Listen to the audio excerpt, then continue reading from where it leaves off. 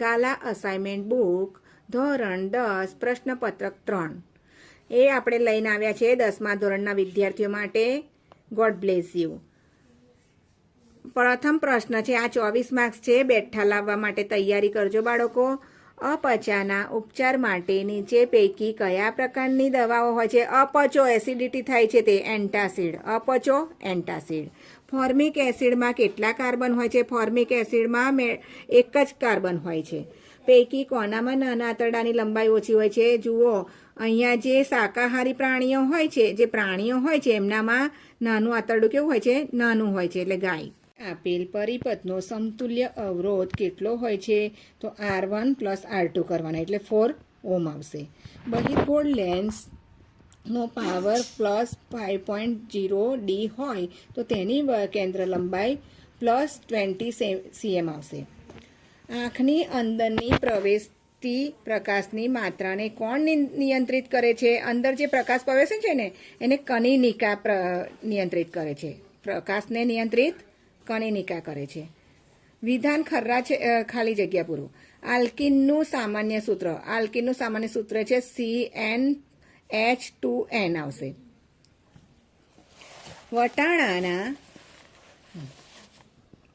વટાણાના ઊંચા ટીટી અને નીચા ટીટી છોડ વચ્ચે સંકરણ કરાવીએ છીએ તો બધા જ છોડ ઊંચા મળ્યા. કારણ કેમ? તો ઊંચાપણું એ ખાલી જગ્યા લક્ષણ છે, પ્રભાવી લક્ષણ છે. કયું? પ્રભાવી લક્ષણ. 1 kWh બરાબર ખાલી જગ્યા જૂલ, તો 3.6 × 10⁶. જલવાહકમાં પાણીના ઉદ્વહન માટે ખાલી જગ્યાથી સર્જાતું ખેંચાણ મુખ્ય પ્રેરક બળ છે. જલવાહકમાં પાણીનું ઉદ્વહન એટલે બાષ્પોત્સર્જન થાય છે. શું થાય છે? જલવાહકનું બાષ્પોત્સર્જન. એક મીણબત્તીની સમતલ અરીસાથી 20 સેમી અંતરે મૂકવામાં આવે તો મીણબત્તીની અને તેના પ્રતિબિંબ વચ્ચે 20 પ્લસ કરવાના છે અને 40 સેમી થશે. હીરો ગ્રેફાઇટ એ શું છે? કાર્બન કહેવાય. હીરો કાર્બનમાં જ આવશે, અપરરૂપ છે, કાર્બનનું અપરરૂપ છે. લિથિયમને આલ્કલી ધાતુ કહે છે. ખરું, લિથિયમ આલ્કલી ધાતુ છે. અલિંગી પ્રજનન મોટા પ્રમાણમાં વિવિધતાઓ સર્જે છે. ખોટું. પ્રિઝમ વડે થતા શ્વેત પ્રકાશના વિભાજનમાં લાલ રંગને પ્રકાશ સૌથી વધુ વિચલન કરે છે. સફેદ શ્વેત પ્રકાશમાં નહીં, કલરિંગ પ્રકાશમાં, એટલે અહીં ખોટું આવશે. Cl2O7 એ બેઝિક ઓક્સાઇડ છે. ખોટું. લંબમજ્જા દ્વારા કઈ ક્રિયાઓનું નિયમન થાય છે? લંબમજ્જા છે ને એ લાળ રસના સ્ત્રાવ અને રુધિરનું દબાણનું નિયમન કરે છે. લંબમજ્જા આવશે એટલે લાળ રસના સ્ત્રાવનું અને રુધિરનું દબાણનું જ નિયમન કરશે. મેન્ડલનો પ્રયોગ પાછો આવ્યો. મેન્ડલના પ્રયોગમાં સંદર્ભમાં F1 પેઢીમાં પ્રાપ્ત ઉચ્ચા છોડ જનીકની રીતે આબેહૂબ પિતૃ પેઢીના ઊંચા છોડ જેવા જ હોય છે. કેમ? તો હોય છે?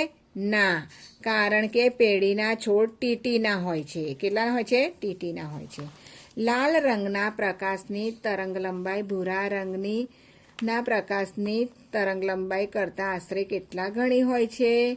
તો 1.8. અહીંયા લખજો 1.8.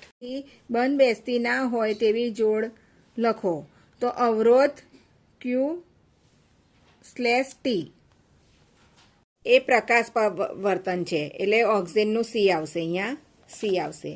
જીબ્રેલિન છે એનું A આવશે, પ્રકાંડની વૃદ્ધિમાં મદદરૂપ. જીબ્રેલિન પ્રકાંડની વૃદ્ધિમાં મદદરૂપ થાય છે. આ જે અંતઃસ્રાવ છે એની વૃદ્ધિમાં મદદરૂપ થાય છે.